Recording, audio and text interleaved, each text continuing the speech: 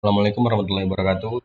Saya Nurul Anwar dengan 10.11.40.0545. Di sini saya akan dari pertanyaan ujian akhir semester dan jawabannya yang saya akan jelaskan di video ini.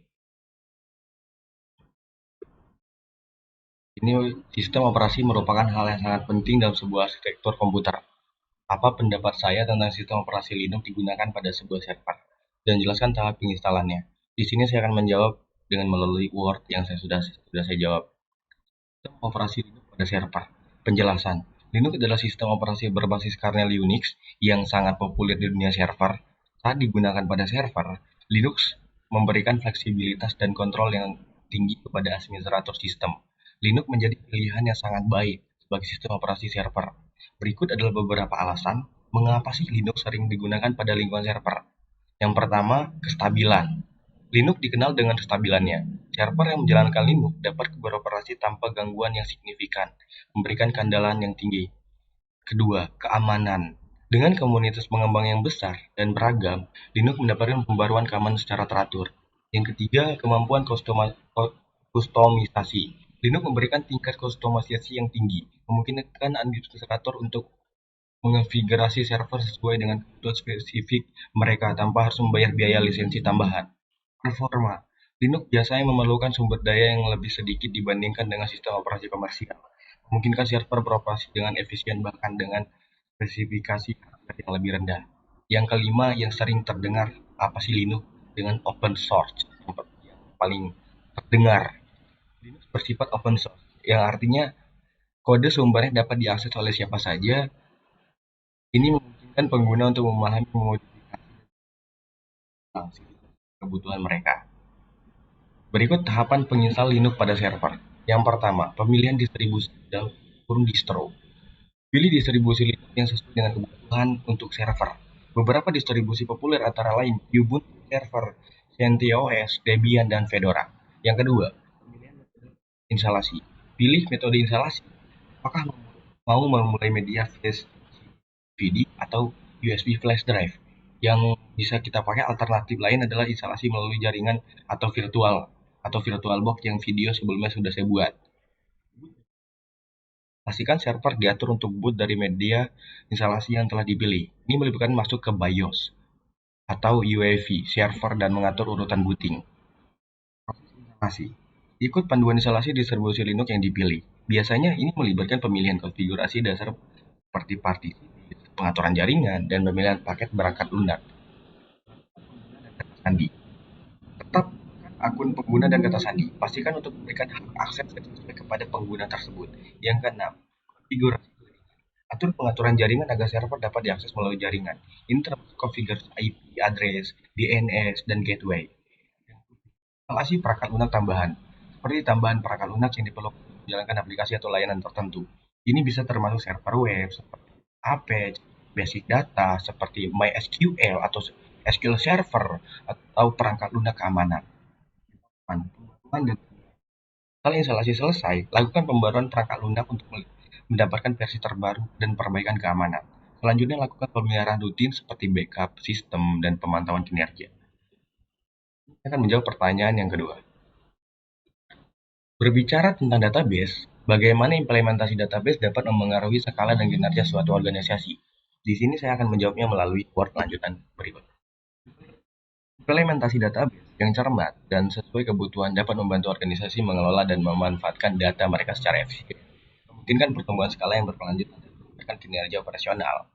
Berikut hal-hal tahapan yang lebih rincinya, implementasi database dan dampaknya terhadap skala dan kinerja organisasi.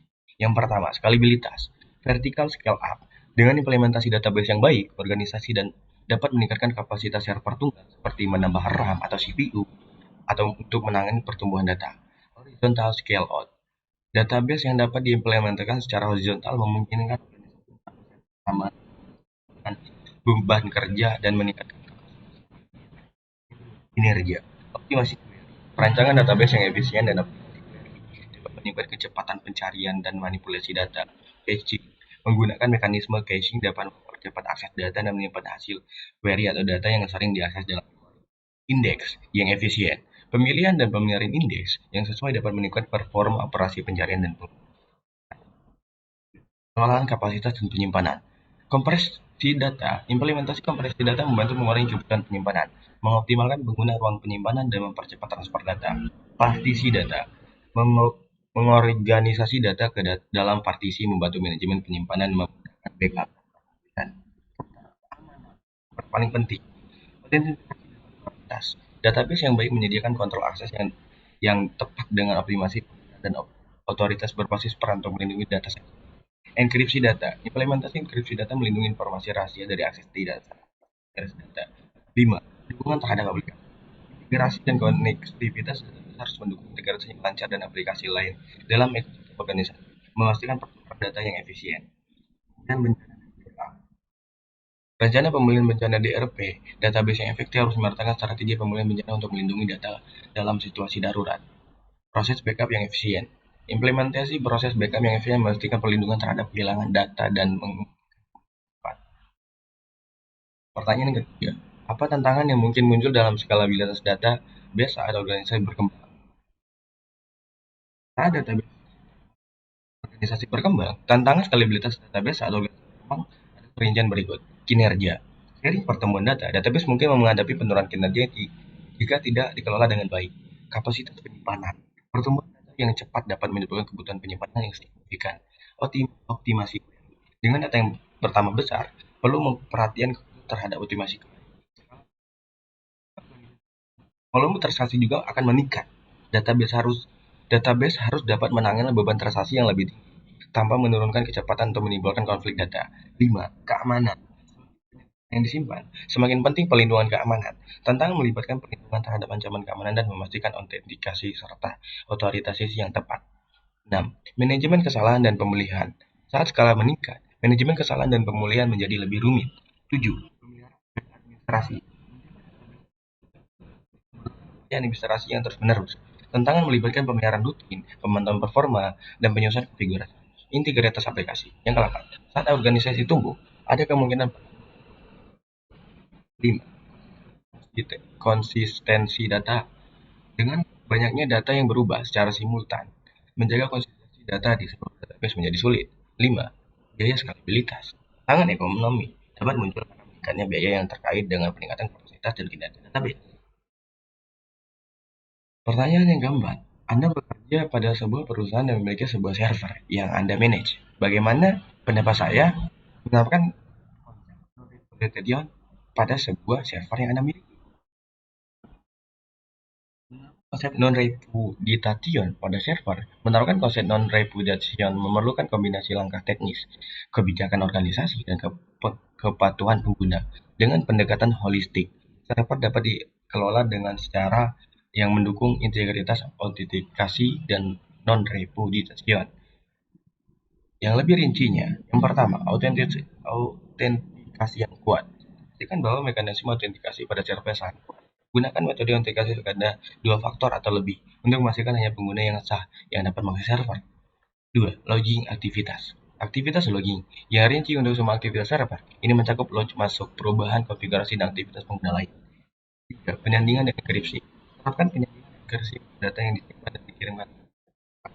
Keempat, sertifikat digital. Gunakan sertifikat digital untuk mengidentifikasi server dan pengguna. 5. Manajemen kunci yang aman. Pastikan manajemen kunci yang aman untuk mengenkripsi data dan tanda tangan digital. Kunci private harus disimpan dengan sangat aman, sementara kunci publik dapat diakses oleh pihak yang memerlukan verifikasi. 6. Sinkronisasi.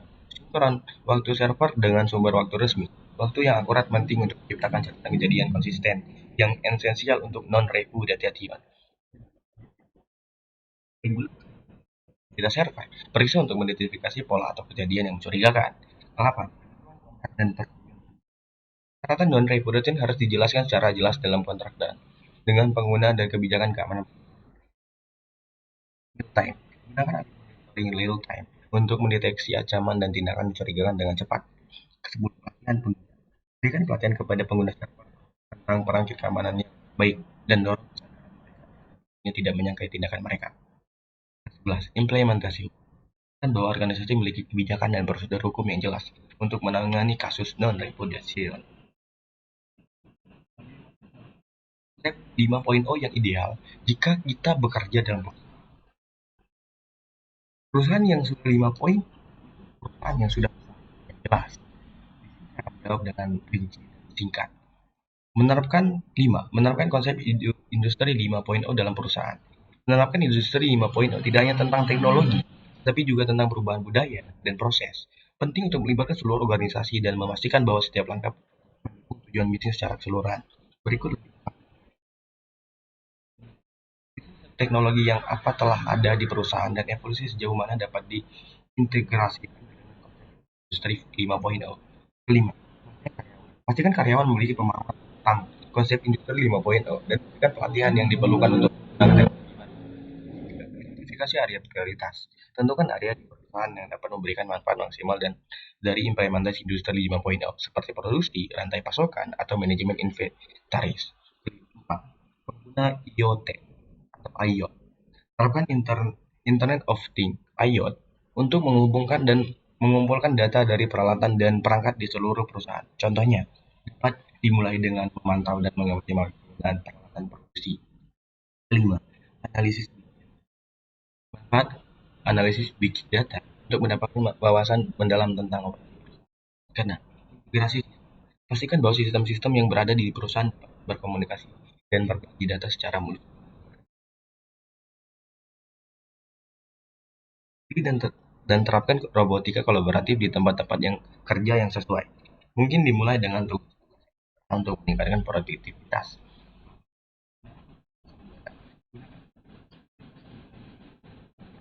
Kita membuat kebiasaan rutin. Fisik sistem. Bangun cyber fisik sistem yang memungkinkan monitoring dan kontrol real time dari proses produksi atau proses lainnya. 10. Manufaktur aditif. Eksplorasi penggunaan manufaktur aditif. 3D printing untuk prototyping cepat atau produksi komponen khusus. 11. Perhatikan keamanan. Data dan jaringan. Pastikan bahwa sistem yang diterapkan memiliki lapisan perlindungan yang memadai. Kedua belas, evaluasi dan koreksi. Lakukan evaluasi berkala terhadap implementasi dan koreksi jika diperlukan. Revisi dan perbaikan terus-menerus menjaga kesesuaian dengan perubahan. 13. Komitmen terhadap keberlanjutan. Pertimbangkan efek lingkungan dari operasi perusahaan dan cari cara untuk meningkatkan keberlanjutan jika memungkinkan. 14. Fokus pada kemitraan dan kolaborasi. Bangun kemitraan dengan media teknologi pemasok, pemangku kepentingan lain untuk mendukung perjalanan menuju industri 5.0. Sekian dari saya. Assalamualaikum warahmatullahi wabarakatuh.